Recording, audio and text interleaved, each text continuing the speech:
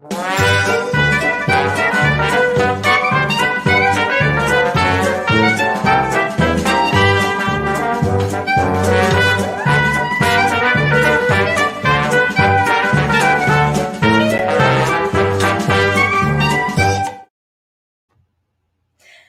everyone. I am Candace from Tubby Coo's Mid-City Bookshop here with Roseanne from Love Sweet Arrow.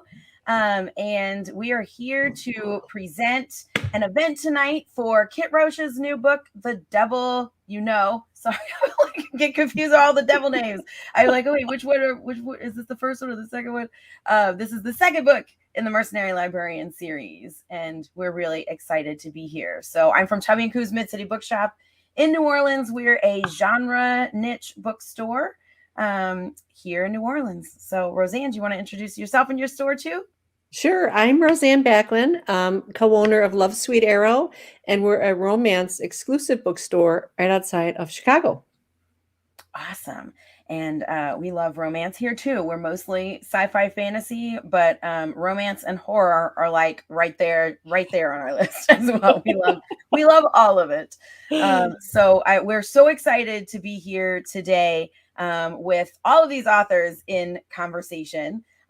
So we have Jessie Mihalik, who has a degree in computer science and a love of all things geeky. A software engineer by trade, Jessie now writes full-time from her home in Texas. When she's not writing, she can be found playing co-op video games with her husband, trying out new board games, or reading books pulled from her overflowing bookshelves. Polaris Rising was her debut novel. It is now an entire series that you can go and read.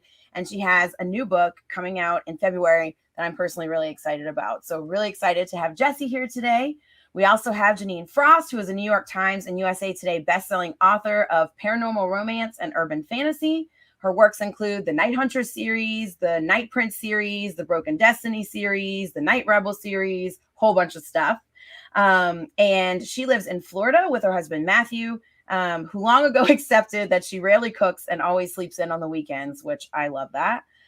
In addition to being a writer, Jeaniene also enjoys reading, writing, poetry, watching movies, exploring old cemeteries, which is a cool thing that we do here in New Orleans as well. Spelunking and traveling by car, airplanes, children, and cookbooks frighten her. I love this bio, so it's very entertaining. And last but not least, the reason we are all here, Kit Rocha is the pseudonym for the New York Times and USA best-selling author duo, Donna Herron and Bree Bridges. They are best known for their gritty and sexy dystopian Beyond series, and were the first indie authors to receive a Romantic Times Reviewer's Choice Award. They currently live 3 miles apart in Alabama and spend their non-writing time caring for a menagerie of animals and crafting handmade jewelry, all of which is chronicled on their various social media accounts. And what's cool about this is that they did handcraft some necklaces for us for this. And so if you order their book, The Devil You Know, which we're talking about today, you can, if you order it from us or from Love Sweet Arrow, either way, you will get a necklace and book plates and other cool swag. I think there's stickers in there. There's all kinds of stuff. So that's really cool, really exciting. And you can do that. So we're going to bring them all on screen. Really excited to have them here. Hello to Jeaniene and Bree and Jessie and Donna. Hi. Welcome. So Roseanne and I are going to kind of peace out and let y'all talk and enjoy the conversation. Cool. Well, thank you guys so much for coming to hang out with us. Thank you for having us. Yeah, thanks for having us. Celebrate this sci-fi romance release, which is actually, I'm super excited that you guys are here because you are both people who like write right on that edge between genres, which can be a really strange place to write because a lot of people don't think that like science fiction and romance go together. But I mean, they're personally like, those are my two favorite things in the world to like smush together. So I would love to like hear what makes that something that you guys love to do. Okay. Well, for me, it is, I love science fiction and I love romance. So when I went to, write a book, I was like, let's merge the two things that I love. And And I also really like just sort of being able to wave a hand and some technology things just sort of work because it's the future. Certainly they've figured it out in the future. So, but yeah, I love romance. I grew up reading science fiction. It was just a natural convergence of the two. Mine are a little more paranormal than sci-fi, probably. And I've said that when I grew up, my two favorite things to watch were soap operas and Tales from the Crypt, and that pretty much explains my writing style. Because I love the mix of I love the mix of fantasy. When you write in paranormal worlds, you get to make your own rules, and my gosh, we never get to do that in life. So you take your favorite creatures and you can set our stories around them and make them the heroes instead of the villains, and flip the script on some things, and just if there's a certain trope you didn't like about like vampires, it always annoyed me that they supposedly couldn't see their reflection in a mirror. So I never did that, and it's my book and I don't have to. So there's so much, you get to explore the what if factor, and you get to make the world your own. Just like with sci-fi, you get to make the world your own. And that is just so much fun as a writer. And it was, first started out being so much fun as a reader. I mean, I ended up writing what I love to read. Probably a lot of us did. Yep. Donna, you have to tell us about the book this time because you made me do it last time. So tell them about our book. I'm making this up.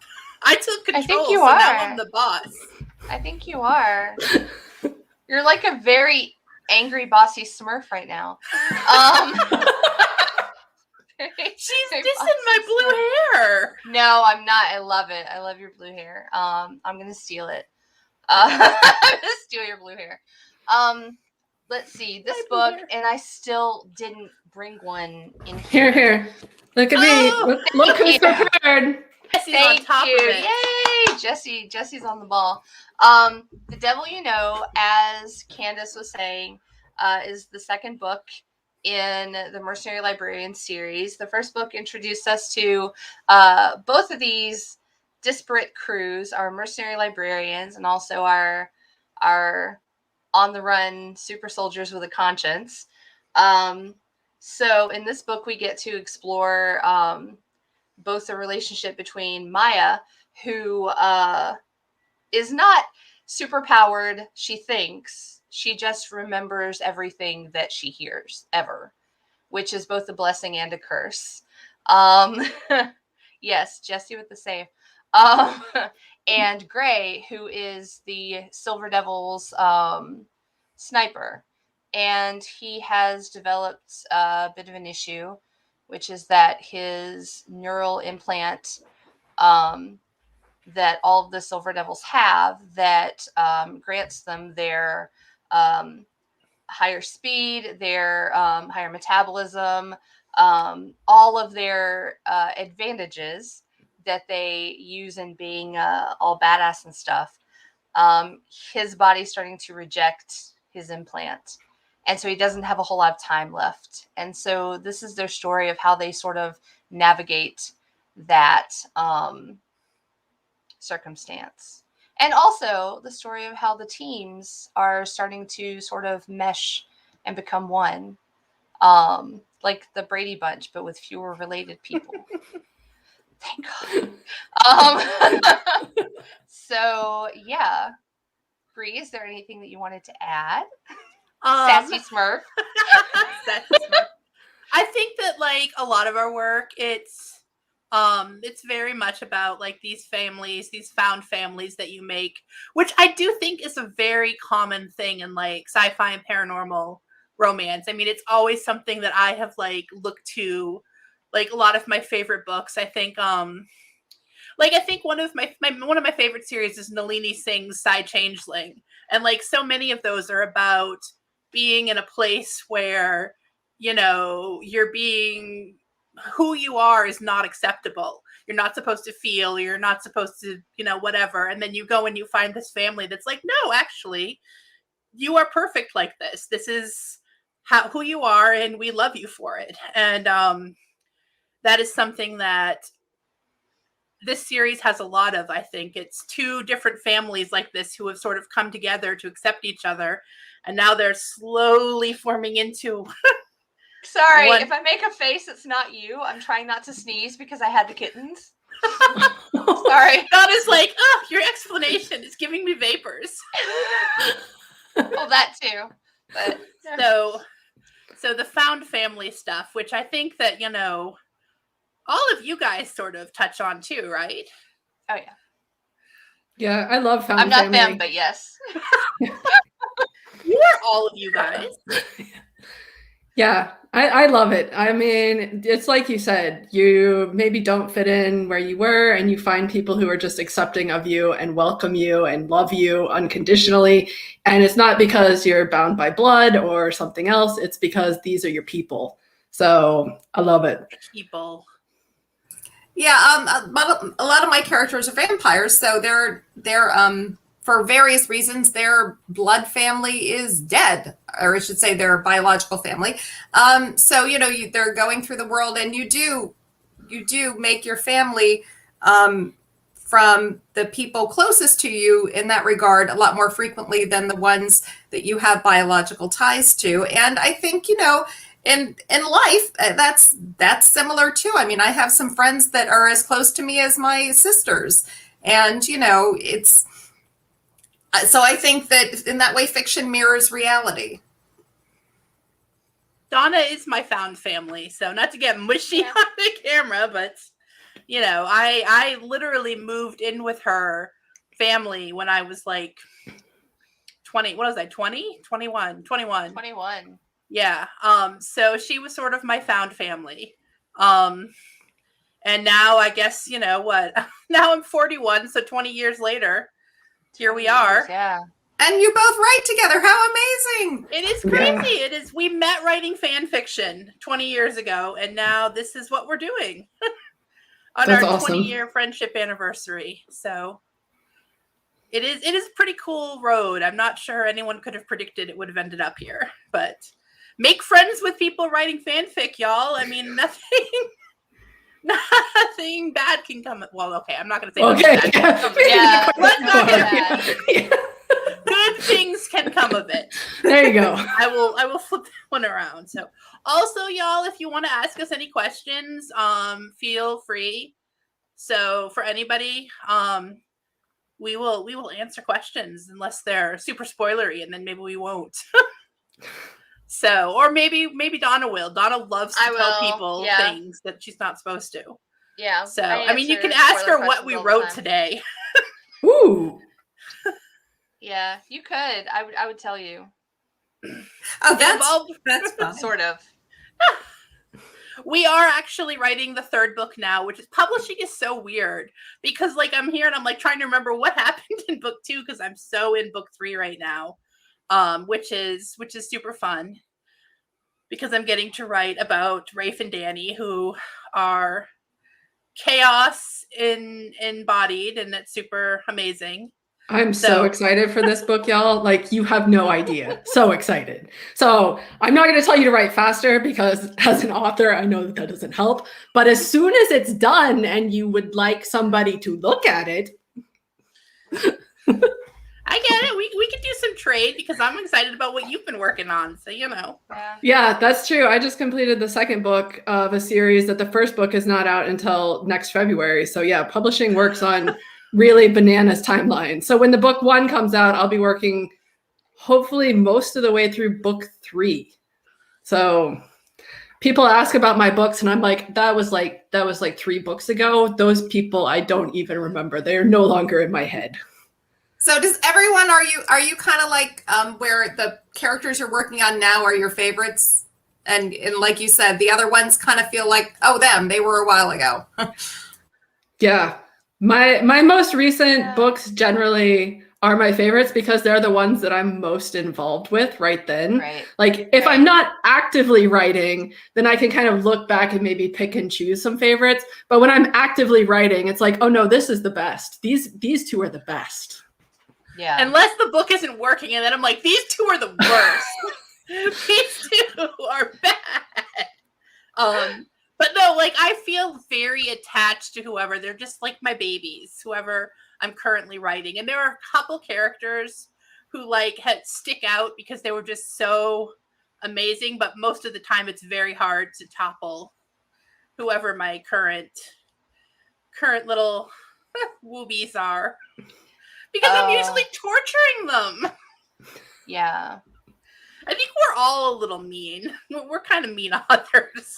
If you don't torture the characters, readers won't keep flipping pages. They all want to be, they all want to see the torture. Yeah, exactly. As long as it has happiness afterwards. Yeah, you got to get to that HEA for sure. Yeah, that is why I think I can't remember who said this now. Somebody said something that I thought was very profound, which was basically it was Helen Huang. She said that romances, happily ever after promise, lets you take people to like really scary places that they might not be able to follow you under normal circumstances, but they trust you that you're going to make it okay, so they can explore like really dark and sort of like terrifying themes. And I do think that's like really cool. Like I love that people trust us. And I always feel like it seems weird, but sometimes people will tell me I had to flip to the end to make sure it was going to be okay. And I feel like that's the biggest compliment, because they know that I have told them it's going to be okay, but I have made them doubt that. And like, that's, but it is going to be okay. You have to make it okay in the end. And so, especially in 2021, right? We want to guarantee that everything's going to be okay in the end. Yeah, I want that definitely as a reader. Yeah, I was reading For the Wolf by, I think it's Hannah Witten. And I didn't know going in if it was a romance or not. So I was in the middle and it was like getting real tense. And I actually went and looked to see if I was going to get some HEA, because I was like, if this goes dark, like I just can't in 2021. Like I need to know that it's going to be okay. That book, by the way, had like the best pitch. Like the first daughter is for the crown, the second daughter is for the wolf, or whatever. I was like, that is the most compelling 2 sentences I've ever heard about a book. So yeah, that's my stuff right there. Yeah. So it was a good book. People should go get it. Yes. Hannah Witten, Wittten. It's called For the Wolf. Very good. Donna is Wikipedia, by the way. So I am not. We follow each other on Twitter, Hannah and I. I follow her too, but I can't spell my own name. Oh, okay. Well. Yeah, I was just glad that I got somewhat close, because names are a thing that sort of just evaporate out of my brain most of the time. So how do you do with character names? Because Donna will not stop making fun of me. I have a character I have 2 characters in the Mercenary Librarians series that I can't spell their names. And they're mine, like my names I made up. And I can't spell them. That seems like you should just change it to the misspelling then. Your brain is trying to tell you something there. I can't do it then. I don't remember how I came up with my original character names from my debut novel. I knew my heroine's name was Catherine. I don't remember why I knew that. And then nickname was Kat. And then my hero, I write more organic than plotting because I'm not organized. And my hero in the beginning of the book just started calling her Kitten. And I just thought, well, that's a little, and by the end, that's the only thing he called her. And that's just how that happened. And Bones, again, I don't remember how. Vlad was easy in my one series with, Dracula, because that was his name. So done deal. There you go. But yeah, some of the others, they just come to me, and I screw up and I don't keep good track because, again, not organized. So I've had 2 Timothys in some of the books, and I've occasionally repeated the vampire names. I give them nicknames and I think, oh, that's cool. And I don't remember. And then I'll use the same nickname on a later vampire. So so copy editors hate me because they have that style sheet where they're organized and they're like, you said this character was this, and then this character was that. And it's like, no, I screwed up and made 2 of them. Oh boy, yeah, and So then rough. if they let it through, the readers will.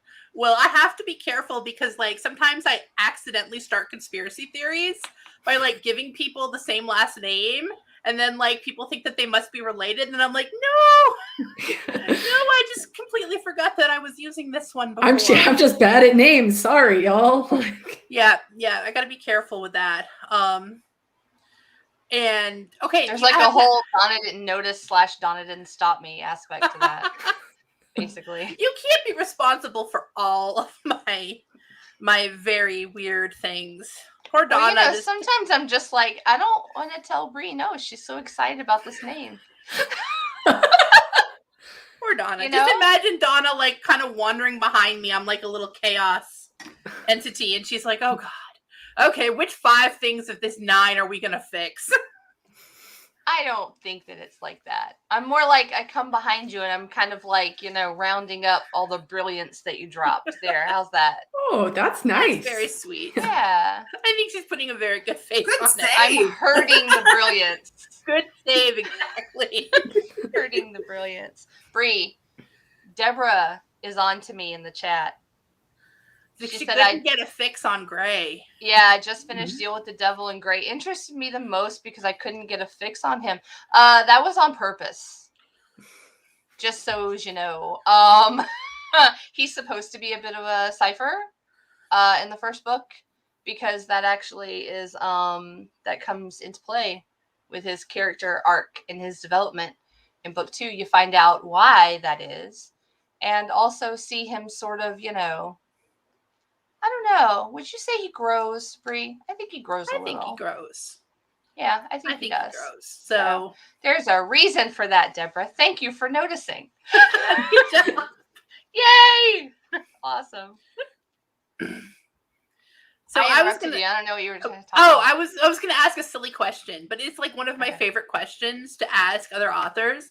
Do you have a name letter that like you use too much? Like if they let me make my own names, every name would start with J or M or A. Or A. Those are my 3. I'm like addicted to them. Is it A?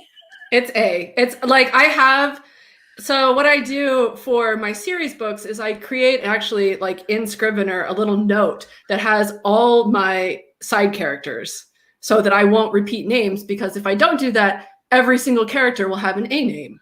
I don't know why, but it will. But what I don't do is create a master document across series. So probably I've named people the same across series because there's just some names that I tend to just gravitate towards, like they have their own gravity and I can't escape it. So sorry, y'all. Once again, not a conspiracy theory, not linked. I just really like some names.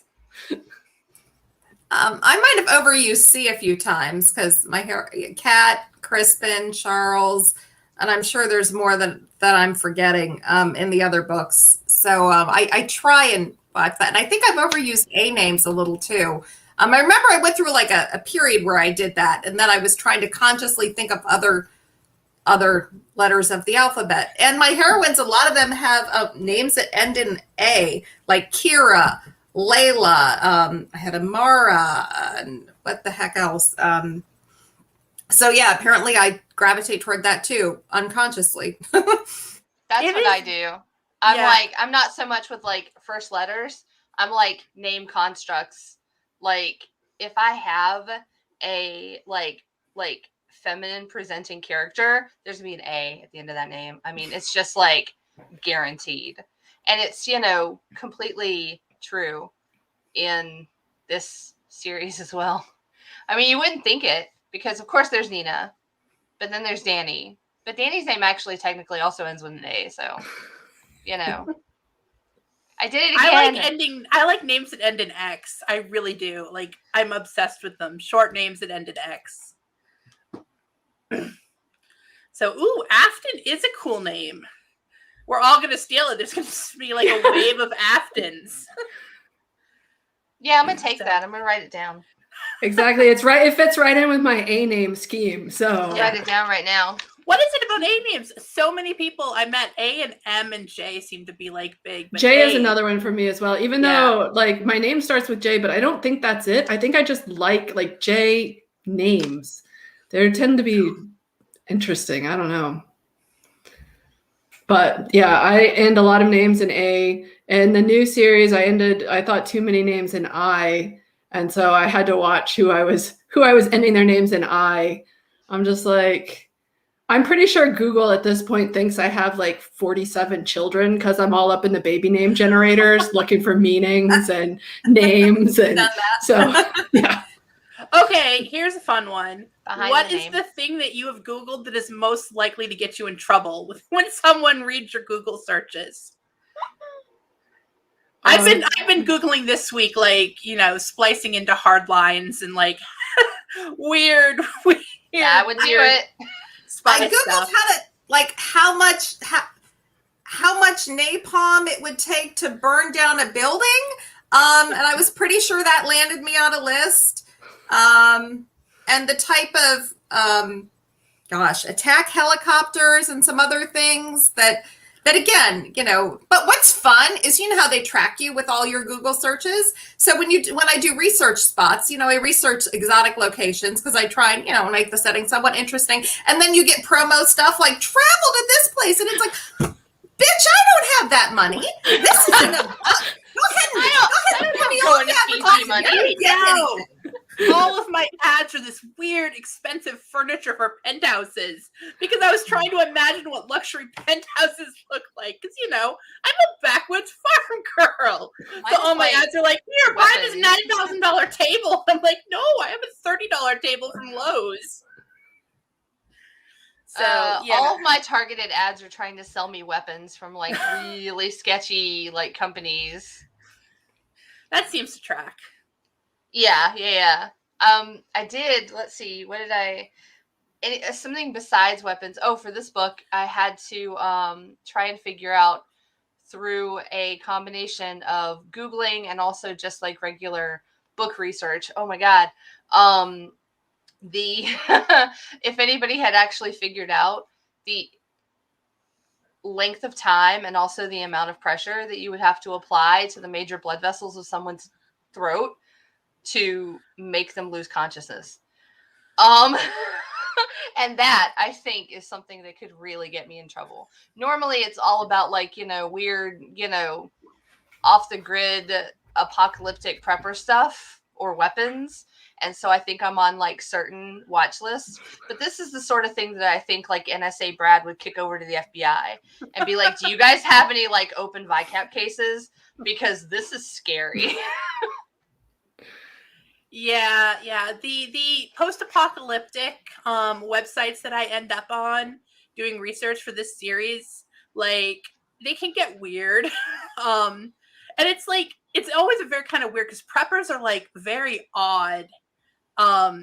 They're so focused. Yeah, they're so always focused on like some very hyper specific apocalypse that is like not likely to happen. And all of their preparation is like, I'm going to have 8 million guns and 5,000 knives and 0 way to make clean water. No idea how to make clothing. I don't know how to cook. But yeah, like you guys are not going to be okay. I hate to tell you. Like that's whatever happens. Like 95% of the, potential apocalypse occurrences, you're not going to be all right. Did you ever watch that show Doomsday Preppers? Oh yeah, that was. I did think it was neat. I saw one guy take an old TV screen and the filter in it and set it up to cook a chicken from the rays of the sun. That I thought was really cool. There were a couple neat things I'll never use, but they were inventive. There you go. And that was one of those things. That show is a perfect example of what you were talking about, because every single one of the people or families that were like featured on that show, they would do like highlight like a different one sort of every episode, and they all were like convinced that it was going to be like Planet X, or it was going to be a zombie thing, or just like very specific things. And yeah, they absolutely did that. And I really just kind of wanted them to have like a little like time set aside at the end. It's like, well, how would you fare, to analyze like their preparations to see how they would fare if instead of their pet apocalypse, like a different one happened, like how would you do? Like, would you still be okay? I think maybe during the entire run of the show, I saw maybe like one person that was pretty comprehensively prepared for whatever would happen. And that was it, Yeah, I've pretty much just decided that my doomsday prep is I'm gonna be out early. Like, sorry, y'all. I have a pact with Donna that when the air conditioning is and the internet are gone, just leave me to the zombies. Yeah. That's it. I don't. The zombies can have me once there's no air conditioning or internet. Yeah, So. Bree's out. She's done. She's like, it's not that important to me. Okay, and I'm also going to say, I think we've all had a very rough couple years here since we are also sort of like, this is our second book about an apocalypse we're releasing. I mean, this is an apocalyptic week. And like everybody watching, please, like, go support Tubby and Coo's and like New Orleans in general. And like also New Jersey and New York and Mississippi. And I don't know. I mean, this is just Georgia. They're having really like flooding in Georgia and now. So, yeah. So, I mean, I'm thinking about this a lot. It's like writing these books and having to like constantly go and like Google to see what evil things tech bros are doing this week. And like we talked on our last live stream about how hard it is to name evil futuristic companies, because anything you can think of as an evil, sinister name, somebody has already got it. And they've got a weird bioengineering company doing that terrible thing. So, you know what though? I think that reminds me. Sorry, I'm going to interrupt you. No. It reminds me of when like at the beginning when Jessie was talking about how she likes like futuristic stuff because she gets to like, kind of hand wave and make things up. And I was like, oh, I'm jealous, because that's the thing about doing like the near future stuff is that people are always like, oh my gosh, like you put this, and this in a book. And like, I saw an article and it's happening. And I'm like, that's not a coincidence. I didn't make that up. Like all of our like world building feels like just extrapolation from like, frankly, mainly heinous shit that's happening right now. So it's like, we're just sort of taking it and going, okay, what's the next logical step of this? And that's sort of, what winds up in our books. Because I will say that this week, with both the solar flares warning and the talk about building a futuristic eco city in the desert, which is what our Beyond series is based on, a futuristic eco city built in the desert. I'm like a little bit like, please back off. This was fiction, not a checklist, a to-do list. Let's not aspirational. Let's please not do it. Yeah. I'm gonna need your guys' next book to be like all utopian and like universal healthcare and everybody's just happy and amazing and fulfilled, and just maybe not dystopian, because your books do seem to be, somebody is using them as a checklist. So let's make that checklist change. Use your power responsibly. I'm telling you, I told Donna, horny fantasy next. Yeah, just pretty powerful people who make the world nice. So yeah, I wonder how that's going to go bad. I will not be cynical right now. I will not do it. It's going to be great. Puppies and rainbows and universal health care and basic income and all that. She's lying. I mean, she's lying. Because, I am lying. Like Jeaniene said, we love to torture them. Yeah. Exactly. So. Aren't you glad your characters aren't real? Oh my gosh. I know if any of mine met me, I'd be dead. The vengeance they would wreak upon us. Oh, I think it might be worth it. She's doing the math. I can run pretty fast. It's okay. I'll be all right. She's real cocky, considering she's about to like write a terrifying fight scene with a woman who has superhuman reflexes. So I feel like Danny and I would have an accord. I feel like she would get it. She would be like, you know, you have a job to do. I mean, you know, she would understand. there you go. No, I mean, as long as you have her on your side, then you're okay. Yeah, I'll be all right. I'll be okay. Yeah. Cross my fingers. I'll be all right.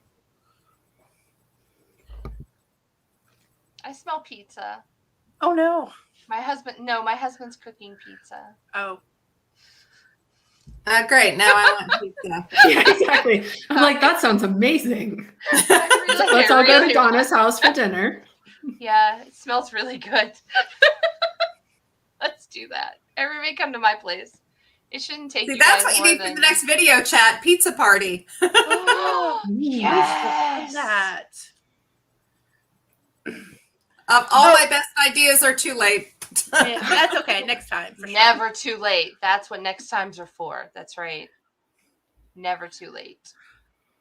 So I was totally going to ask you guys about writing like superhero badass characters. And then, you know, I forgot. But Donna reminded me, since we're now talking about them killing us with their superpowers. Yes, So, please like, don't.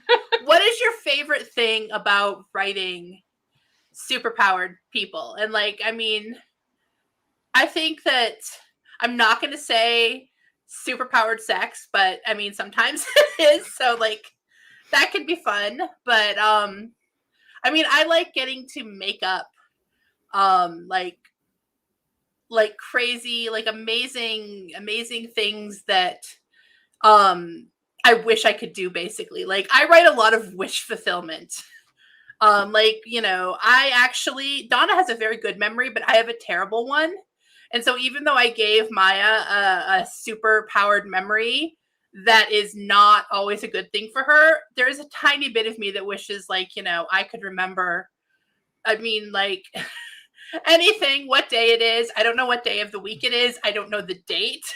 I have no idea what time it is or whether or not I ate dinner. So super memory is a little bit wish fulfillment for me. Jessie, you just wrote some psychics, so. I did. That was fun. Like, that was just giving people mental powers, I think, is super interesting. And it can, like, it would be both great and terrible, right? Like kind of like Maya's super memory, like being able to read somebody's mind, like you would know exactly what they were thinking for better or worse. And so it's not a power I would actually want, but I think it's something that's really interesting to play with. And I like writing really capable characters. I especially like writing super powered male main characters, because they can hoist their lady loves up with their strong muscles and carry them around. I mean, that's not so bad. And so it's you know, I enjoy writing really capable female characters as well. And so I always try and figure out a way that in world makes it make sense for them to be just complete badasses. So Confidence porn. There's a lot of that in this chat. Exactly. Yeah. I mean, it's fun, especially when, again, you can use the fantasy element and you can kind of go nuts with it. You know, I've had a couple, one of my vampires is pyrokinetic. That seemed like a fun yet terrifying power. Another one's telekinetic. So, you know, can move things with his mind. And yes, he does that, you know, in battle. But I mean, let's face it, if you're a guy and you have that ability, you're going to think up some bedroom moves with that too. You just are. So, you know, I played with that aspect a little in one of the books. You know, and I'm trying, I had a heroine who, not like yours, Jessie. She was psychic, but she picked up impressions, from what she touched, and if she touched a person, she could see their worst sin, which sounded like an absolute awful ability to have, like you said, because, you know, I mean, imagine like we all don't want to read the comments section under any article, even one about cute kittens, because it's going to be terrible and we know it. And if you had that ability where those images are forced into your mind because of your power, yeah, it really, I mean, I wouldn't want it. But I would be a Dexter, frankly. Like, I would go Dexter. I cannot think of Found a another worse superpower than Yeah. like seeing the worst comment someone has ever left on the internet. Yeah, Oh, no. who would want it? No one. That's a curse. That's not a superpower. That's a curse. Yeah, it took her to very dark places when she first got it, because to me that seemed realistic that Yeah. it would be bad. And then there is fun, kind of fun, where I have one character I based off a real historical figure, Marie Laveau, and she can do a lot of grave magic and a lot of neat things with ghosts and angry wraiths. And I mean, you could play in a whole other field with that. So it can be a lot of fun to give characters superpowers. Because like you said, there's the factor of what would be a really cool ability to have. Okay, let me give it to someone and come up with a logical reason why they have it, and here's how they use it. And also why it sucks for them big time.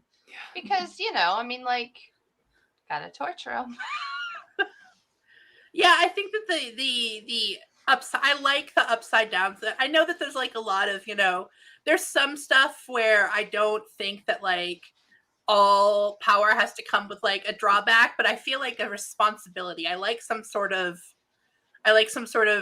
deep dive into really how that would emotionally affect them. And like, I mean, I think that touching someone and knowing their like worst sin would give you the bleakest outlook on humanity. I mean, like seriously. So, there's a question. Oh gosh, speaking of crazy headlines.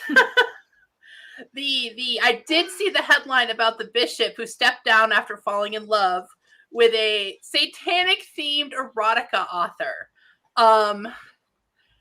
I have not, like, I tried to click on one article, but it was paywalled, and I was like, okay, I'm not gonna follow this further.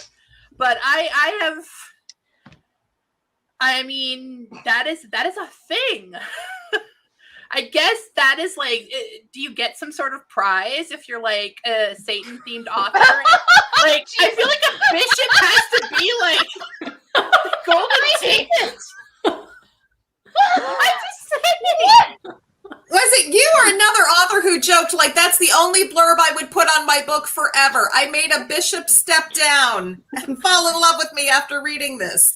I mean, I feel like, I didn't say it, but yeah, I mean, I just feel like if you're out here writing satanic themed erotica and you take down a bishop because you've converted him, I mean, the power of your words.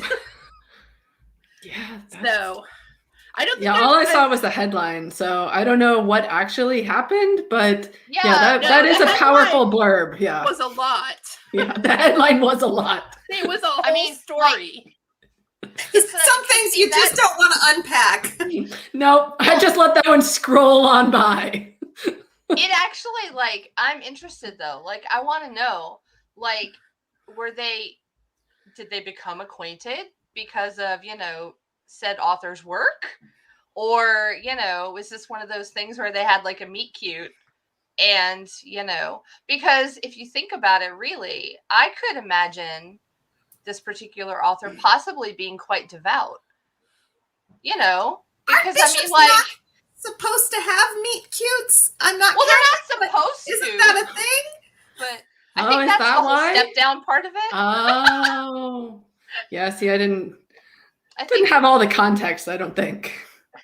Yeah, I think that. Yeah, I mean, I would imagine that's why he stepped down, because he's not actually allowed to take up with anybody, much less this particular author.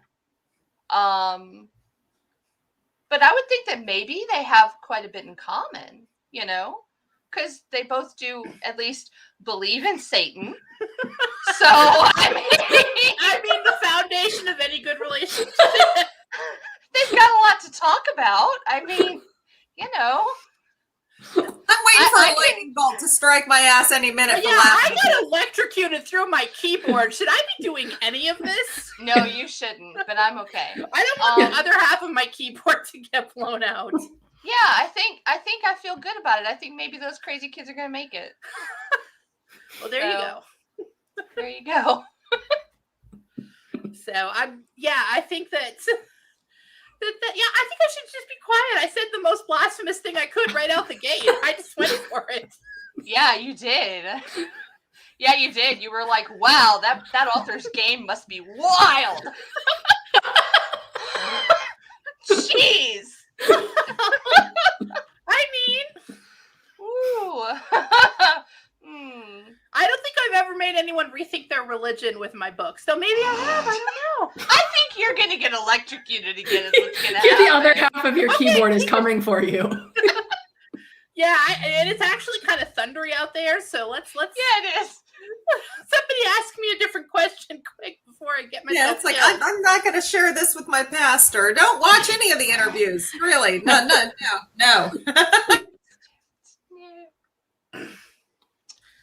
So I have a question for y'all. Okay, Good. But it's for Bree and Donna because I kind of twitted about it. And so I'm not going to give a spoiler, but there are two characters who meet on a roof and have a knife fight in The Devil You Know. And I'm super invested now. Are we going to see more of this in book 3? I think you will see something about this. I mean, we've sold a trilogy. I don't know if they'll want any more. If they want more, there might be lots more. But Everybody buy the book right now. there will definitely be, speaking of odd meet cutes, knife fight on a roof is one way to meet someone who could be important in your life. I will say that for sure. I'm gonna go ahead. I'm not as coy as Bree. Yes, you will definitely see more. I like Yes. it. So And for anybody In who book has read the 3. book, I've done bookmarked the page for y'all so you can know what I'm talking about. So without being spoiled, you would like to go to page 161 in the book. So There you go. there you go. Knife fight on a roof. It was actually one of my favorite scenes to write because it is just so much violence, but not violent violence. It's just sort of casual, efficient, competent. Two Yes, people exactly. testing each other out to see what's what there. I love that. It was a casual knife fight, like Yeah. you do. Just casual. They weren't really Yeah. trying to hurt each other, just seeing how good they are at knife fighting, respectively. They just thought about it and then they're like, yeah. I will testing say each other that out a one little. character did consider killing the other one, but she didn't want to disappoint her sister. Her sister doesn't like it when she does murders. Bree, Family. It was tough. I'm Sometimes your usually sister's the like, one who don't is murder random people, and you're like, God, okay. Yeah, she's tough like that. So I will say that as a sister, I also often say, please don't murder random people. So, I mean, I can't judge. I mean, it's good advice, really. Yeah, not bad. It's good life advice. That scene was really fun for me because here is the thing. I'm going to go ahead and tell you guys because you already said the part that matters is that they meet, on a roof. And it was like their first interaction. And Bree and I were not really sure how it would go. Like, it was a test, really. We were testing something. We were testing the chemistry. We were testing the interaction. We were testing the dynamic there. And it just started happening the way that is in the book. Yeah. And it was kind of wild. We were like, oh, good chemistry test. I'm pleased. I'm well pleased with that. Thank you. Okay. All right. So, oh my gosh. Afton says that the bishop and the author, their meet cute was at an exorcism. That, I don't know if that's a joke or if that's legit. If that's legit, that is extra wild. I believe it. That's the part that's crazy. It might be a joke, but I also believe it. So So there you I would go. love it if the author was there at the exorcism doing book research. Book research. I would love it. I would absolutely just love it. Like, I would love it if, like, the entirety of the internet is basically like lolling their butts off about this like satanic themed erotica author, and I would love it if this author was like just took their work so freaking seriously that like just were 100% in the zone about it. I would love it. He's Afton said it was a joke. Oh, well, hey, plot bunny. Not anymore. Not anymore. Plot bunny. It's real. Okay, Donna's written the story. It's real. So I said so. It happened. you're back to trying You're to an get me author. You can make it electrocuted. up. Yeah. Okay. At least I'm not laughing at the satanic themed erotica author, so I think they'll take it. So. Oh, the bishop was an exorcist. Yes, I did know that This part. gets better and No. better. Yeah. This gets better and better. Not only does he believe in Satan, he's probably met him. This is great. I love it. Donna's getting the lightning this time. No, I'm not, dude. That's a thing. That's Oh, okay. extra Oh, I'm sorry. sci-fi. She's literally clutching her pearls. I am. I'm like, oh. Oh. The church says he's possessed by a demon and that's why he's leaving. I am obsessed with this story now. I'm It going to keeps go getting read everything I can more find about it. I'm obsessed. Okay. I'm I definitely like the version we've do it. made up best. This So, is I'm an just- example of truth is stranger than fiction. This is absolutely what I'm doing while I eat my pizza. Absolutely. 100%. Pizza and exorcism. It's just a normal whatever day because I don't know what day it is. It's Wednesday. Wednesday. Is it Wednesday? Wednesday. Yeah, Yay. it's a Wednesday. It's church night, Bree. That's why you're No. getting struck by lightning. Okay. No. No, we're not going to speak that into existence. No. Okay, we're almost up. So you guys have to at least tell us what your most recent release was. I know yours, Jessie, was Chaos No. Reigning, and then you've got Hunt the Stars coming up, right? I want to hear Yeah. most recent, next one, and what you're working on right now. Yes. Okay, Chaos Reigning came out a year ago, May, when we were just first entering pandemic, and I really thought we would be out of it by now, but not quite there yet. Hunt the Stars comes out in February, and I have all of my fingers crossed that we will be out of the pandemic by then. We will see if the universe delivers or not. But Hunt the Stars comes out in February. I wrote book 2. I'm in a lull. Deadline was mid-August, so I'm sort of just recovering really from writing. I'm working on a little Beauty and the Beast magical short story that may not go anywhere. I'm just doing it for fun. I knocked out like 4,000 words and I was like, this is amazing because it has no pressure and just something fun for my brain to work on. So it may not go anywhere, but next I start working on a book 3 in the Starlight Shadow series, which is what Hunt the Stars starts. Okay, well, can I just say that even if the story doesn't go anywhere, it can go someplace. You can go into my inbox. Thank you. Bye-bye. Very subtle, Donna. That's where it can go. All right. My last release was then I got it. Hex on the Beach. Yes, I have that. It was an anthology with me, Melissa Marr, and Kelly Armstrong, and I did a Cat and Bones novella in it, and that just came out in July. And what I'm working on now would probably be the next thing that comes out. And I kept going back and forth on whether or not I was going to do it, but I've just decided that I'm going to do it, and I'm not really sure how much of an audience there's going to be for it. But you know what? I like writing it, so I'm going to do a weird thing and just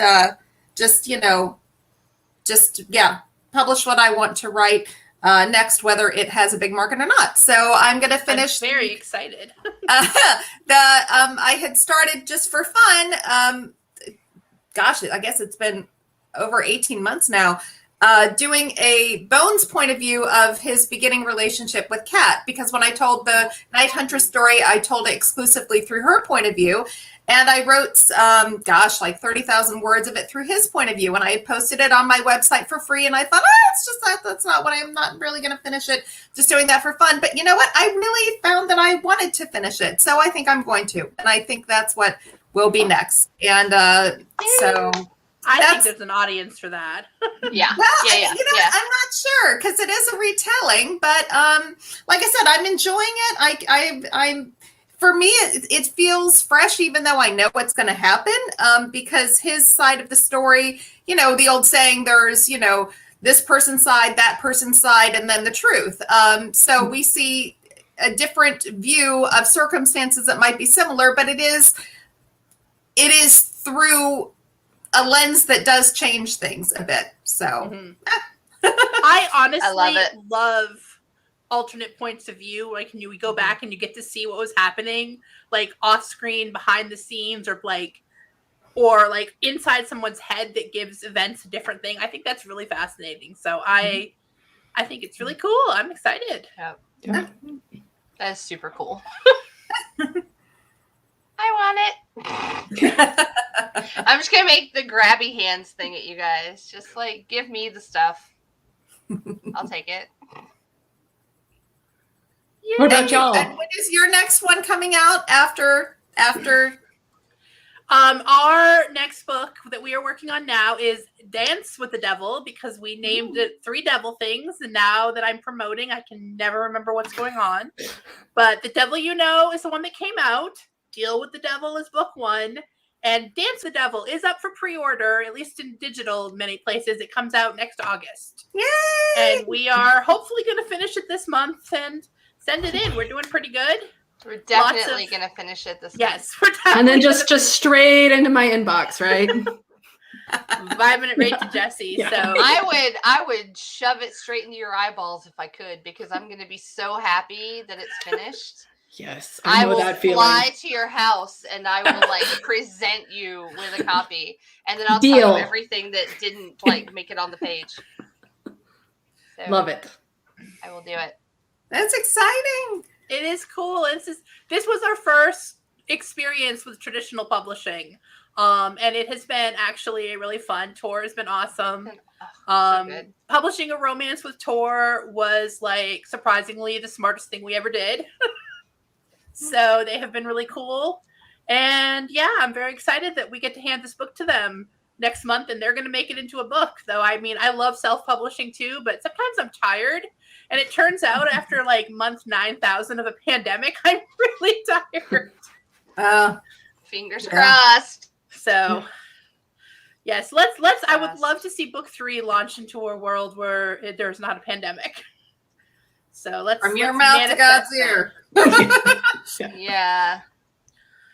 I'm not sure that's gonna work tonight after all of maybe we don't need to call God's ear down on. Well, it is just a saying. We don't want this conversation being overheard, people. God's gonna be like, what now? Should I go back? Okay, my bad. It's just a saying.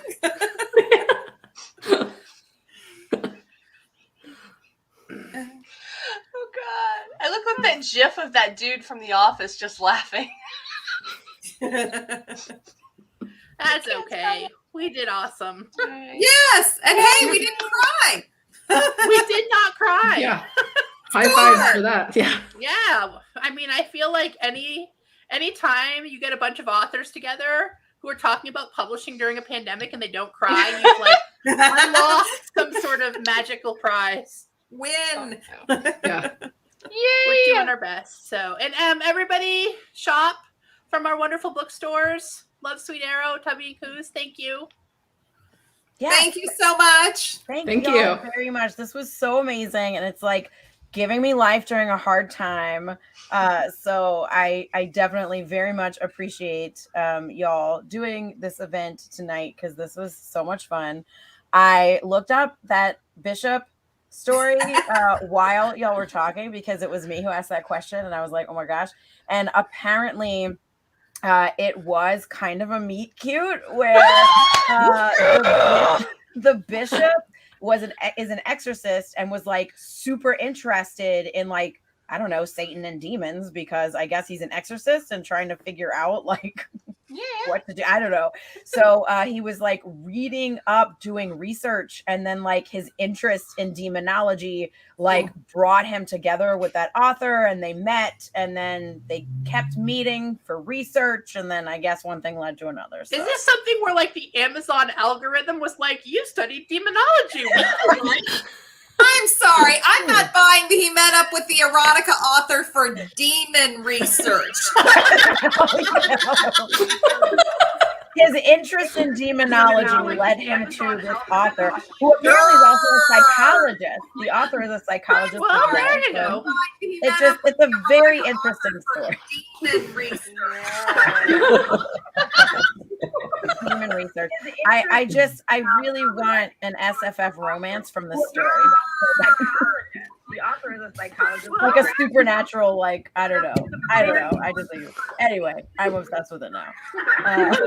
But thank y'all so much, and thank you, Roseanne and Love Sweet Arrow, for co-hosting with us, and thank you to Tor for this as well, because this is sponsored by Tor. So yes, thank you to everyone. Yeah, thank you guys so much. Yeah, and I guess, yes, buy books from Love Sweet Arrow or Tubby Coo's.